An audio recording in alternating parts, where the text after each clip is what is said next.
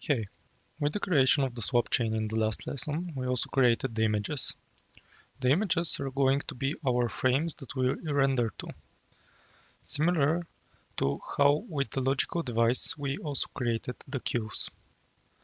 Now we need to get our images from Vulkan. We can create a new member vector of the VK image type.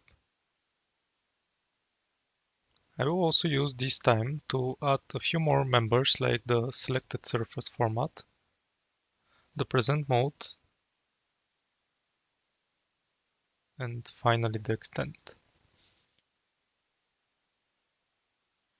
I will then set those instead of local variables here in the create swap chain function. And then I will replace them down below. Now that this is done, we can get the swap chain images after the swap chain is ready.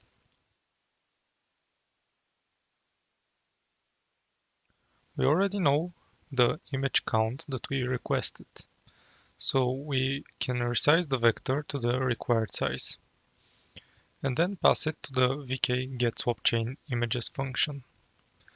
Build and run to test again, and there are no issues.